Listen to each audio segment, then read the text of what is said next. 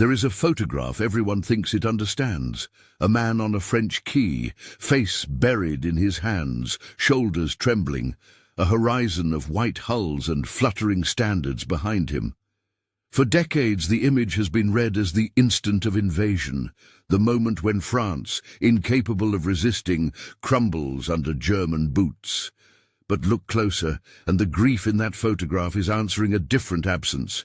The ships are not enemy, they are French. The flags are not being hoisted in triumph, they are being taken away. He is watching his army withdraw, not simply the defeat of a battle, but the disintegration of the story he had been taught to tell himself about what France was, and what it could expect of itself. What is being mourned there?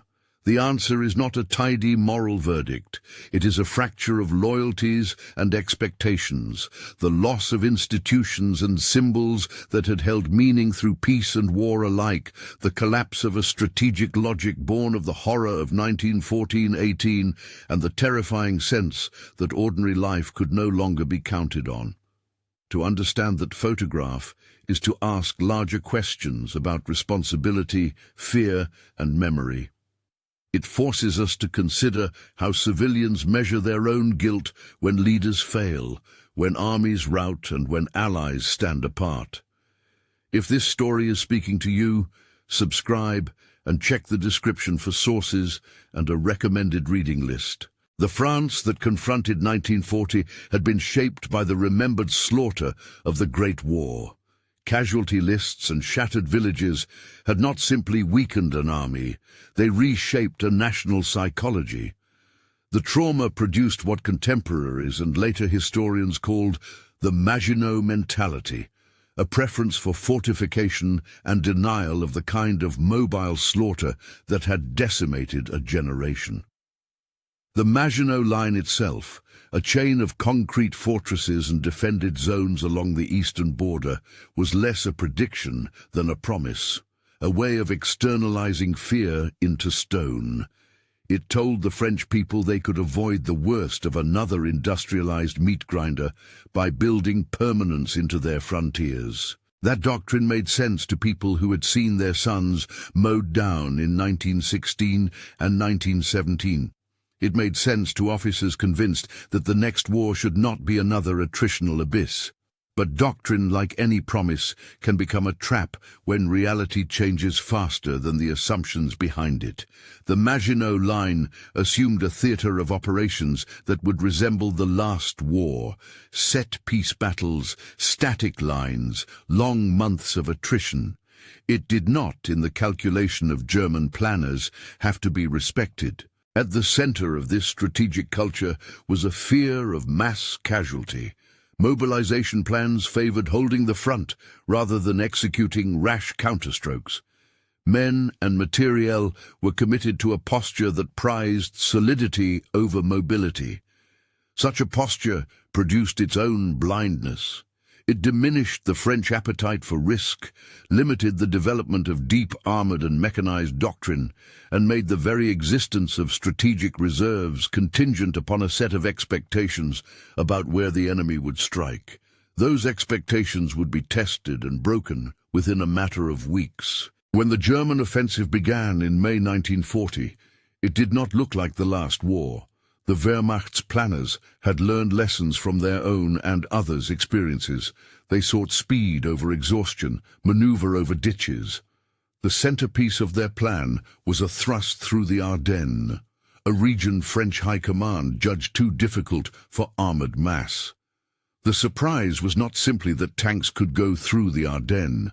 It was that they could be concentrated there with the intent and coordination necessary to break an entire system of defense. The French commander-in-chief, faced with an assault that violated assumptions, hesitated.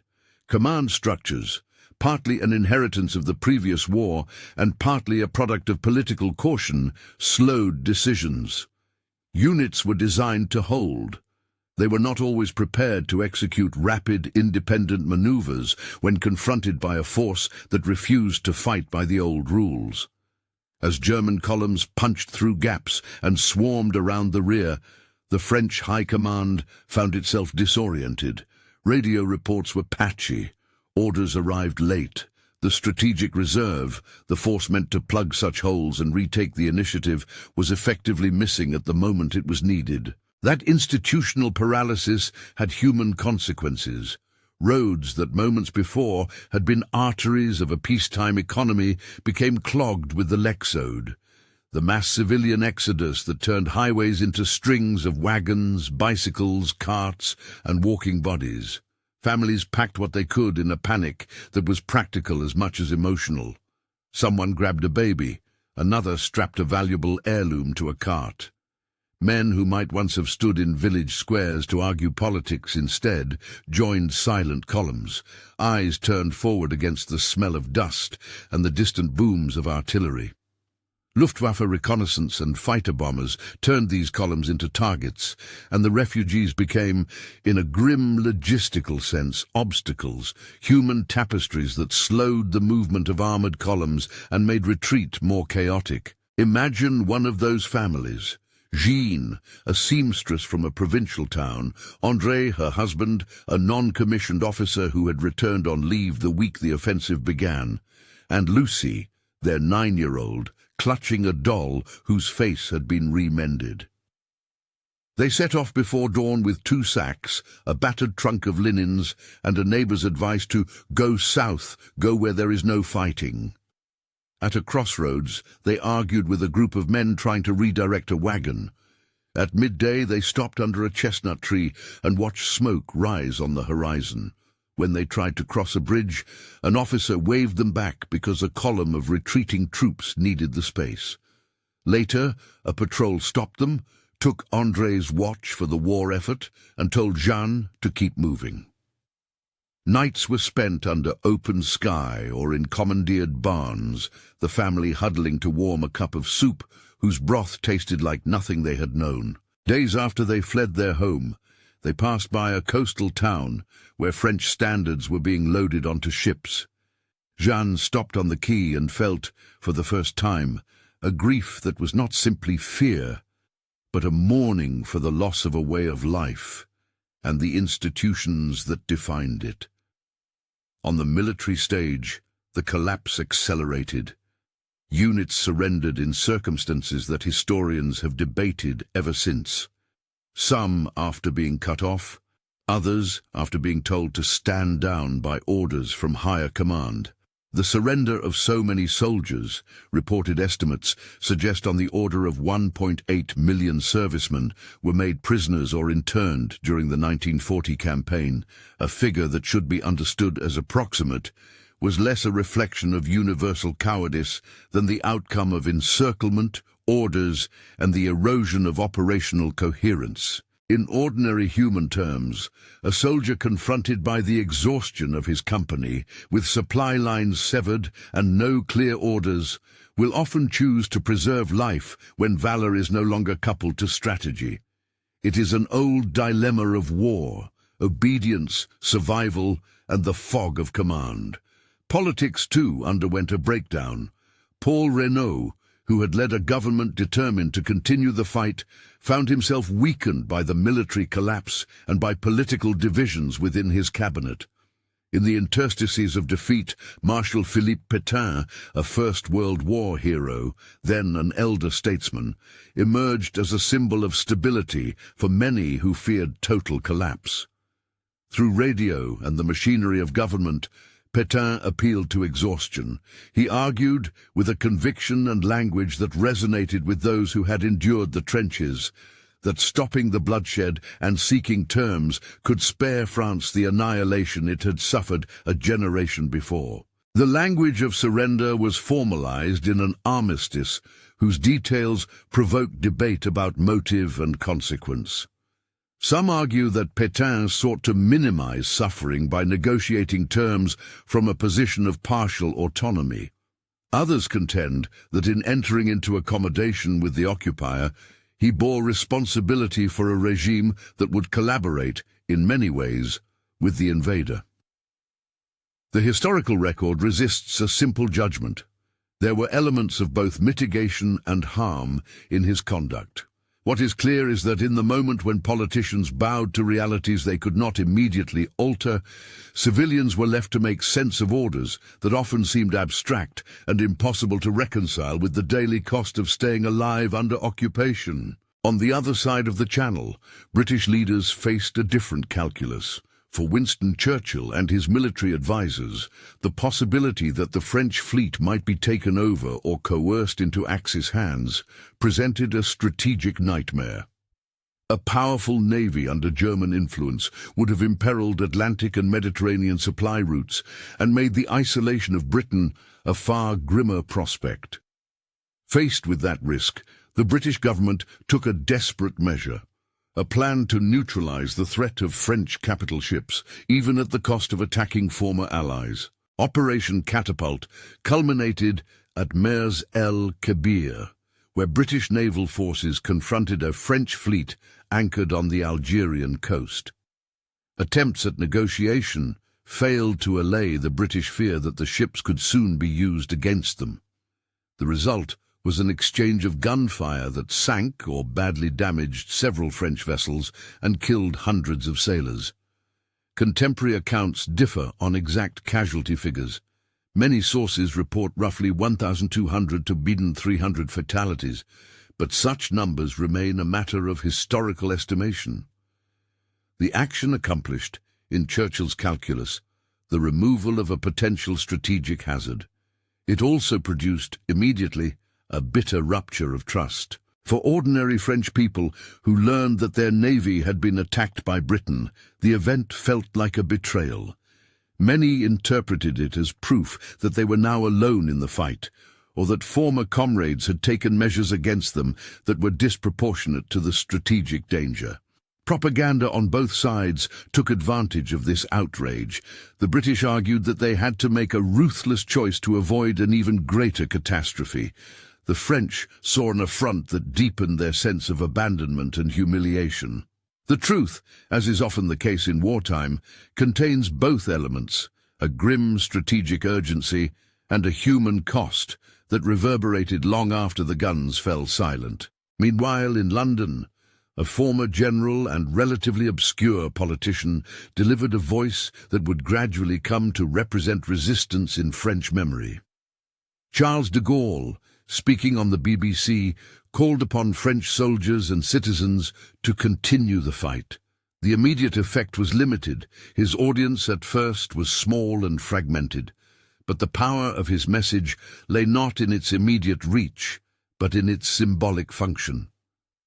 What de Gaulle offered was an alternative narrative to Pétain's entreaty, not accommodation, but refusal, not capitulation, but a continued claim to legitimacy. Over time, his London broadcasts became the seed from which the myth of Free France would grow, and from which a post-war story of national redemption would be told. Yet in 1940, de Gaulle's following was slender, an embryonic political entity rather than a broad-based movement. That later expansion should not be taken as evidence that the majority of the French had initially shared his view. The reality was far more diffuse, textured by fear, survival instincts, and local conditions. In occupied zones, life settled into a hard and unequal normalcy. Rationing, curfews, the reconfiguration of work and commerce became the fabric of daily existence. Some responded with quiet endurance, attempting to preserve family and livelihood through negotiation and accommodation. Others chose resistance, acts large and small that ranged from clandestine publications to sabotage and intelligence work. Still others sought accommodation, collaborating with authorities to varying degrees and for a range of motives: ideological sympathy, survival, opportunism, or the conviction that cooperation offered a lesser evil. The moral landscape of occupation was not a two-lane road, but a labyrinth. A baker might sell bread to German soldiers to feed his family. A civil servant might accept a post to shield a public institution from more rapacious managers. Someone else might betray neighbors out of fear or spite. The choices were not simply ethical abstractions, but immediate calculations of risk and survival. To judge them with the distance of hindsight is to risk flattening complexity into moral caricature. Across this field of everyday decisions, a remarkable witness tried to give an account. Marc Bloch, one of France's leading historians and a veteran of the First World War, published an analysis that sought to diagnose the national collapse. In his work, he refused easy explanations. He probed institutional failures, cultural blind spots, and political miscalculations that had combined to produce what he called, in effect, an extraordinary defeat. Bloch believed that modern societies owed their historians an honest narrative, an attempt to learn from failure rather than to hide it. Bloch did not remain an armchair critic. He joined the resistance, unable to reconcile passive observation with the moral urgency he felt.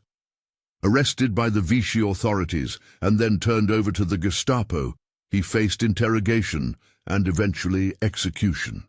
Contemporary accounts record his last words as an affirmation, "Vive la France," a cry that fused intellectual refusal with personal sacrifice. His death would harden his reputation into a symbol, a scholar who refused to be passive and who died articulating a line between memory and action. Liberation after 1944 brought jubilation, but it also revealed how fragile collective memory can be.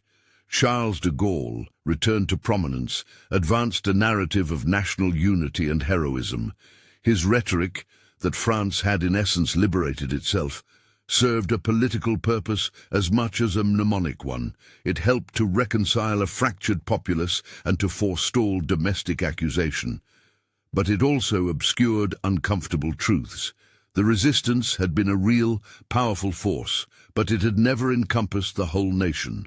Collaborators existed, and so too did ordinary citizens who had simply tried to survive without committing acts of heroism or betrayal that would place them in future histories. This selective memory, what some historians have called the Vichy syndrome, meant that the story of 1940 was retold in ways that privileged national pride and downplayed shame.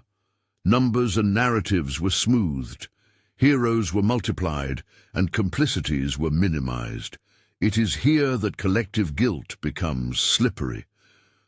A nation prefers a story in which most participated in resistance, rather than one that admits widespread accommodation or passive survival.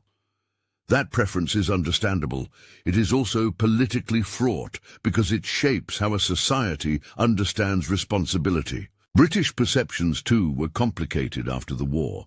Records from both military and diplomatic sources show strains of compassion for French suffering and simultaneously resentment toward French leaders whose collapse had left Britain exposed. For many British people, the sight of France in 1940 produced sorrow mixed with a sense of burden. The knowledge that their own survival required making hard, sometimes brutal choices that could alienate an ally. The memory of Mers el-Kebir, above all, would remain a wound. The British had argued that they were acting to prevent a catastrophe that could have been far worse. The French saw an unforgivable blow to honor and fraternity. Both readings contain elements of truth. Both become part of the languages nations use to explain themselves. In the years after the war, the moral and mnemonic landscape continued to shift. Trials and purges targeted collaborationists. Acts of resistance were commemorated with monuments and official histories. Yet the process of remembering is always selective. People prefer narratives that provide coherence and moral restitution. Inconvenient facts, ambiguous motives, the extent of survivalist compromise, the grey zones of everyday life during occupation are often relegated to footnotes. Where there is shame to be managed, memory becomes a political instrument. Return for a moment to the quay and the man in the photograph. He stands, visibly collapsed under grief, while French colours are hoisted onto ships that will carry away more than material assets. He is mourning the loss of certainties, the belief that national institutions would protect his sons, his neighbours, his way of life. He is grieving an identity that in one night was exposed as vulnerable. That grief is not a confession of mass cowardice. It is an anguished accounting of a world that will never be the same. To call it guilt is to risk flattening a complex emotional terrain into a single moral category. Yet the photograph can also be read as a prompting. When a nation feels abandoned by allies, when institutions fail, civilians must nonetheless live with the aftermath. They inherit the consequences of military and political choices over which they often had little influence. In this sense, the idea of collective guilt becomes less about blame and more about the shared burden of memory. A society that refuses to reckon honestly with its past mistakes, whether they be military, political, or moral, risks repeating them. Conversely, a nation that undertakes self-scrutiny, that admits error without collapsing into paralyzing shame, may find the moral resources to rebuild. That is where the historian's careful, empathetic voice matters. The point is not to exonerate nor to damn wholesale. It is to trace the conditions under which choices were made and to preserve the human cost of those choices from reduction into slogans. Mark Bloch's insistence on examining failure with rigor and humanity is a model here. To say plainly what went wrong, why it mattered, and what might be learned. He wanted, above all, to prevent forgetting from becoming a form of moral evasion. How do we weigh the actions of leaders like Pétain? How do we understand the decisions of Churchill and his commanders, who opted for extreme measures at sea to secure Britain's survival? The evidence supports multiple readings. Pétain is, in different lights, both the man who persuaded a weary people to accept a pause in bloodletting and the figure whose authority enabled collaborationist policies that inflicted grave harm. Churchill is both the strategist who refused to countenance German naval ascendancy and the politician who authorized an attack on a supposed ally with all the human costs that entailed. These are not contradictions to be resolved into simple moral formulas. They are tensions historians must hold in balance. And the civilians, the people who watched ships leave, who fled along smoke-choked roads, who found themselves bargaining with occupying authorities, their choices cannot be compressed into a single verdict. Some resisted, many endured, and a few embraced collaboration. The Lexode was a compulsory act of movement for millions. It was not a moral confession, but a social fact. Those who survived did so through a mixture of luck, judgment, and compromise. Their descendants inherit both the memory of victimhood and the vexing questions of responsibility. In the decades that followed, French and British cultures continued to negotiate guilt. Britain grappling with the costs of strategic necessity, France negotiating a national story that could contain shame while allowing pride. Public commemoration, archival research, and the candor of scholars gradually filled in gaps, challenging myths and forcing societies to confront uncomfortable facts. The story of 1940, like any deep trauma, resists tidy closure.